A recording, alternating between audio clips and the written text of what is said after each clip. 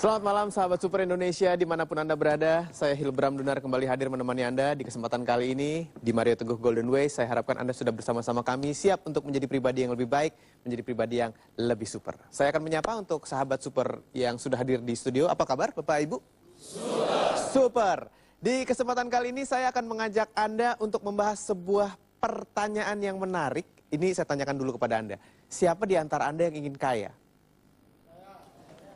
Saya nanyanya ke yang di rumah sebenarnya, tapi semua ikut kan. Itulah kehebatan dari pertanyaan itu. Saya tanya sederhana, semua orang sudah langsung mengangkat tangan dan menjawab saya. Dan mudah-mudahan bersama program ini Anda bisa menjadi lebih mengerti bagaimana untuk bisa menjadi kaya. Karena judul dari program kita kali ini adalah Saya Ingin Kaya. Seperti apa? Kita sambut Pak Mario Teguh.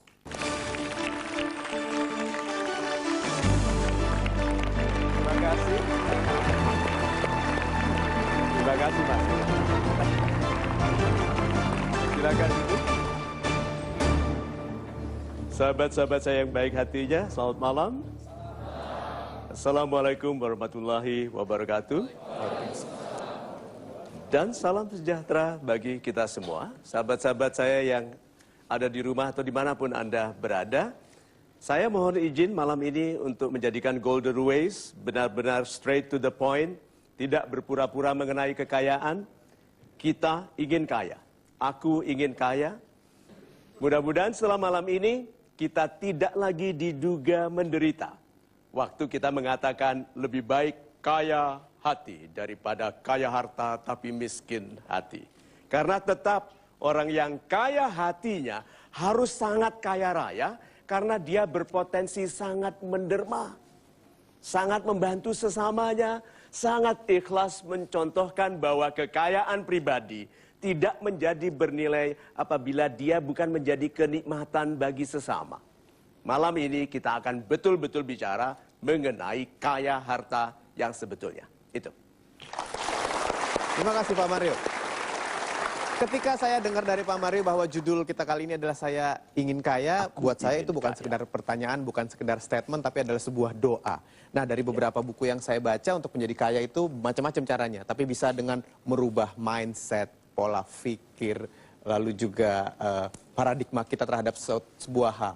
Apakah ini berhubungan erat Pak dengan hal itu? Sangat. Itu sebabnya tadi sahabat-sahabat saya yang super, di awal saya memohon izin untuk straight shooting. Itu sebabnya tadi saya katakan, yuk kita bicara betul-betul kaya. Dalam artian uang, harta, kewenangan untuk belanja. Nah, yang menjadikan kita membatasi diri adalah terutama karena kita membenci kekayaan. Tidak salah kita membenci kekayaan karena kita membenci perilaku orang kaya. Ya. Lalu kita kesulitan memisahkan antara orangnya dengan kekayaannya, lalu kita membenci kekayaannya, lalu siapapun yang kelihatan kaya kita benci. Nah, yang membenci orang kaya biasanya orang apa? Ya, Anda yang bilang loh ya. Tapi orang-orang yang membenci kekayaan biasanya orang-orang yang perlu memperbaiki kemampuannya. Jadi sekarang yuk kita jangan pernah dulu katakan kekayaan itu jelek, jangan dulu katakan, karena Anda harus jadi orang kaya. Sekolahnya anak-anak tambah mahal, yes. Satu lagi, biaya masa tua itu besar. Paradigma. Paradigma adalah peta berpikir. Ada orang yang paradigmanya straight. Kalau aku ingin kaya, maka aku berperilaku yang menjadikan aku pantas dibayar mahal. Itu straight. Tapi ada yang bilang, aku nggak ingin kaya. Tapi kalau punya uang banyak mau? Mau.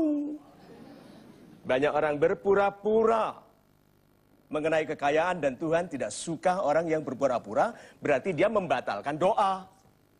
Berarti dia bisa harusnya doa minta langsung kepada yang maha kaya. Ar-Rozak itu tidak dimintanya rezekinya karena dia berpura-pura tidak butuh uang. So, mulai dari sekarang paradigma, peta berpikir harus lurus menuju harta, menuju kekayaan. Bukan karena kita mau melebihkan diri di atas orang lain, tapi mau menjadikan diri lebih berguna bagi orang lain. Itu paradigma, mindset. Banyak orang dalam mindsetnya, ini mindset ya. Mindset itu cara kita menata apa yang kita izinkan, kita setujui atau tidak. Jadi banyak orang yang di dalam dirinya itu yang boleh adalah yang merusak kesehatannya, yang merusak nama baiknya, yang menjauhkan orang baik, yang menjadikan dia lebih dekat kepada keburukan. Setnya, default settingnya. Ada orang yang bilang tidak, yang ditolak adalah yang baik bagi dirinya. Bisa dibayangkan kualitas kehidupan seseorang yang membolehkan yang tidak baik, menolak yang baik baginya. Mindset. Berikutnya, sudut pandang. Di sini ada taman, itu ada sungai. Di sini ada rongsokan, ada kebakaran, ada limbah. Kalau orang mau pandangannya baik, dia harus menghadap kemana? Sini. Dunia yang sama dilihat oleh orang yang sudut pandangnya berbeda. Maka orang yang mau memperbaiki dunia tanpa memperbaiki dunia, melihat ke yang baik dulu. Setelah bersemangat menjadi mampu karena melihat yang baik, baru perbaiki yang kurang. Jangan mengeluh karena melihat hidup yang jelek, menolak belajar dari yang baik. Sudut pandang. Fokus. Ada plus dalam hidup dan ada yang kurang. Yuk sekarang beritahu saya. Orang yang suka mengeluh berfokus kepada yang negatif. Ada yang bersyukur, good, positif. Jadi dia keculek matanya. Dia bilang apa? Untung cuma satu. Coba kalau dua-duanya. Ya toh? Kalau negatif, keculek. Ini sekarang keculek, setelah ini apa coba? Ya? Fokus. Nah, kita itu harus tahu bahwa yang menjadikan fokus kita tumbuh menjadi pohon besar. What you focus on grows. Yang menjadi fokus Anda tumbuh. Orang yang berfokus pada pergaulan yang menghasilkan banyak hasilnya. Orang yang bergaul hanya dengan orang-orang yang hanya menyenangi sesuatu, tidak produktif, akan banyak kesenangannya, tapi tidak menghasilkan apapun. Yang kita fokuskan tumbuh, dan yang terakhir, obsesi. Bisa dibayangkan obsesi, lebih besar daripada fokus, lebih besar lagi daripada sudut pandang atau paradigma, karena dia hidup untuk itu. Sekarang beritahu saya, orang ini jadi apa? Kalau dia suka ikan, suka hal-hal yang berkenaan dengan mancing, suka kolam, suka aerator untuk kolam, suka pabrik alat-alat pancing, suka alat-alat untuk memelihara, untuk memastikan ikan tumbuh dengan subur. Jadi apa dia? Saudagar jahit-menjahit? Tidak mungkin. Saudagar ikan.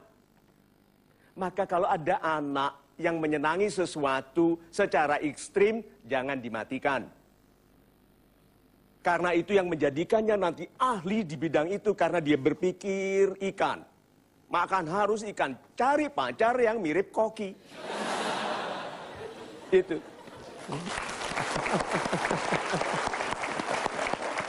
Baiklah.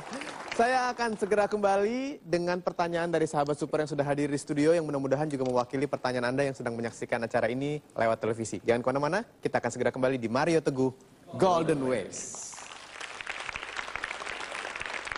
Minta, lalu upayakan untuk mendapat yang kita minta. Sebetulnya tidak ada badan yang rajin atau malas, hanya tinggal badan Anda patuh atau tidak.